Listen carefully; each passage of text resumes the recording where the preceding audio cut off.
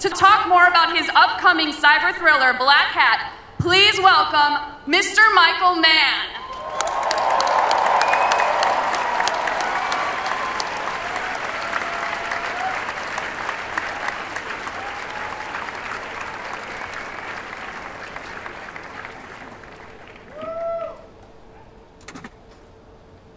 Thank you for making this your first Comic-Con. This is a very special treat.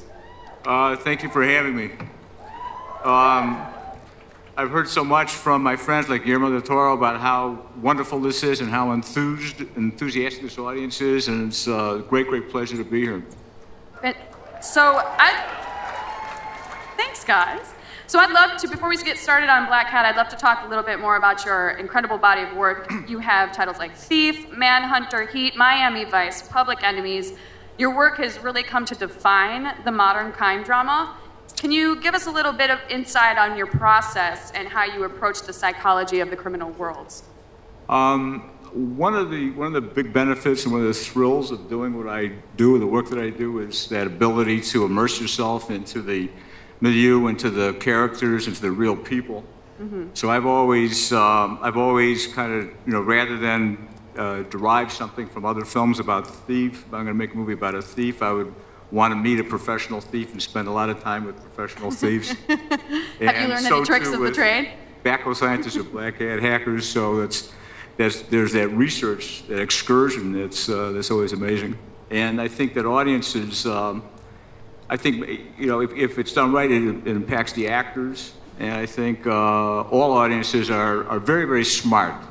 They're smarter than they know. When they see a character who feels authentic, it resonates in a certain way, and they could kind of tell the truth-telling style of what they're saying. So. Now, the threat in this movie is pretty much ripped from today's headlines. I mean, it's very, very applicable to what we go through today. Can you talk a little bit about the digital underworld that the film taps into?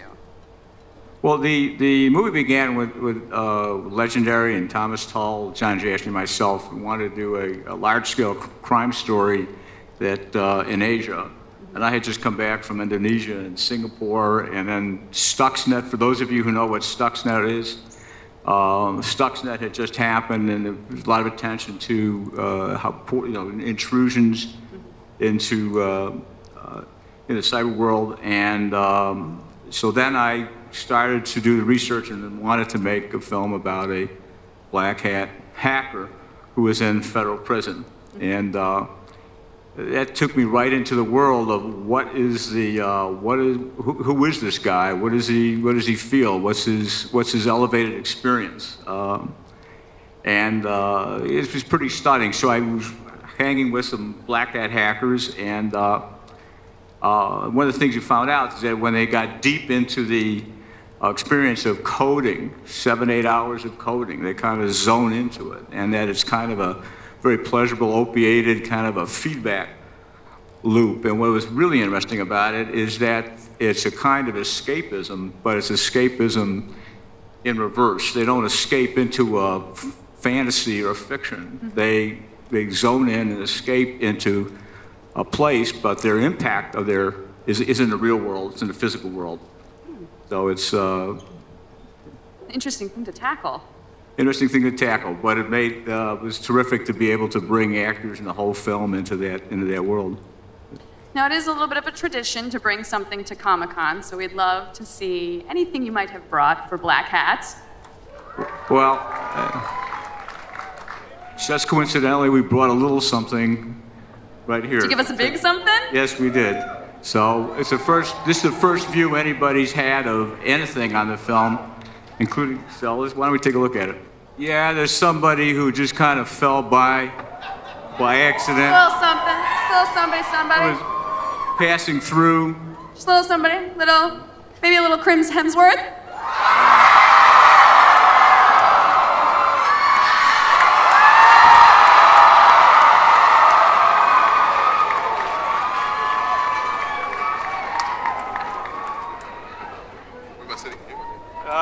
Right here. Hello. How's it going?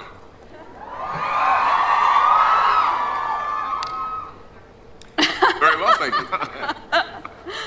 So, Chris, what was it like working with such an amazing director? It was incredible. I mean, the top 10 favourite movies of mine, a lot of them come from Michael. The Last of the Mohicans I've seen 1,000 times. Oh, I love that movie. Heat and many others. And, you know, you hear Michael talk, you see the footage, you've seen his films, and there's no one that does the precision and detail like him. And so to work with someone like that and have that body of knowledge and information was just the best experience I could have had. Is it ever intimidating at all, or? Yeah, absolutely. Every day. You scared him? I'd come to Michael sometimes and I'd say, you know, I was thinking maybe I could say this or this instead, and look at him and he'd just look at me. And I'd go, yeah, maybe not. We could just leave it. Exactly the way you wrote it would probably be perfect. So, yeah, it's a luxury though. You know, you don't get someone who does. I've never seen this kind of research. You know, we went to a number of prisons to meet criminals and people who lived in this world. We had one day, which started at 4 a.m. at U.S. Steel in Gary, Indiana, because Chris's character is the son of a steel worker who got into MIT on a scholarship. That's all backstory that's not in the film. Yeah. Then later in that day, still dirty from the steel mill, we went to the Chicago Board of Trade, where things get hacked once in a while. And from there, we went to Statesville Prison, where natural-born killers were shot, if you remember that cylindrical place. And that was a normal day of prep. Yeah. So you went to all types of really weird locations. That's Yeah, we did about 74 scenes in four countries in about 66 days. In 6 days? 66. Oh, 66 days. I was like, you did that We're in fast, not 6 that days? fast. Oh my God. So tell me a little bit about your character, Nick Hathaway, because you're no stranger to action, but he's a different type of action. He's more methodical and thoughtful. Yeah, there's an intelligence this guy has that is kind of unmatched to a lot of people in his world as far as the cyber world goes. He came from a working class background and was working in a steel mill, as Michael said, and had this kind of knowledge and this ability, and then fell into cybercrime and ended up on the wrong side of the law. And when we meet him in the film, he is pulled into a situation or they need his assistance because of the skills he has, and all of a sudden he has an advantage of from where he was in the past. Now you guys started shooting around the time of WikiLeaks and Edward Snowden, when that all started erupting. So how, we touched about a little bit on it before, but how do you feel that the film reflects the age we're living in today?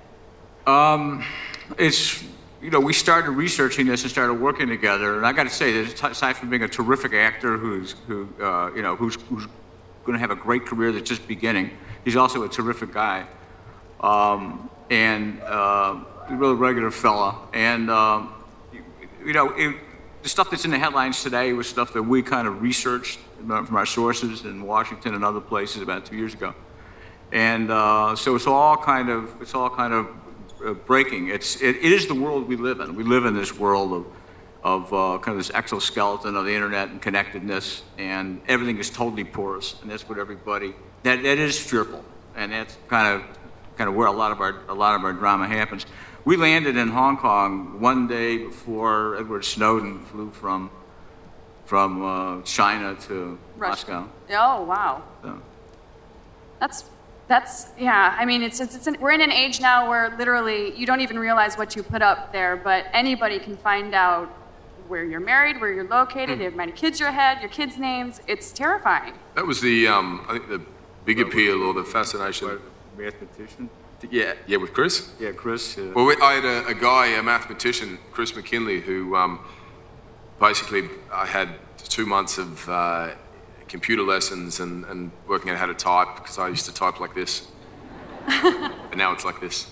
And working out how to write code and understanding this world, but trying to get a taste of it anyway. And all of a sudden you realize how vulnerable we are in this age, and that the possibilities, what you think is safe and the information you think is a secret isn't. And I was talking to this guy about what's possible, and he said, yeah, I could just hack into your computer, through this network and pull out all your photos and all your information if I wanted, or I could switch on the camera in your computer or your phone and look at what's going on, and you start to sort of understand the possibilities, and all of a sudden I was like, that's it, I'm getting rid of my computer and I'm turning my phone off and don't have Wi-Fi on. And putting post-its on the camera. But Chris had, Chris was, when we were working with us, he got his PhD from UCLA, and he wanted to go to, he wanted to meet a girl.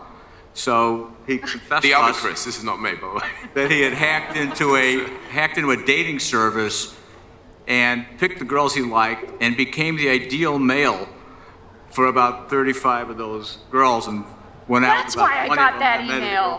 What? Yes. He said he hacked into this website and worked out like what was it that made the ideal profile, the most consistent one, and he said it was a person holding a child looking away from camera. And I said, oh, so you don't have a kid, so did you make your profile pic with someone else's kid? He said, no, I used an animal. And I was like, surely that's got to be different in some way, you know, and send a different message. But he did this thing and hacked in, all of a sudden went from having one coffee date a week to like 10 dates a day, and had to schedule just like brief meetings and things, and he was the most dateable guy on this website. And all through hacking the system. You can't blame him, but that is creepy. That is creepy. I mean, thumbs up guy, but also a little weird, a little terrifying. So the movie comes out January 16th of next year. Yes. Thank you guys so much for coming. Sure. Guys, big round of applause. Thank you very much.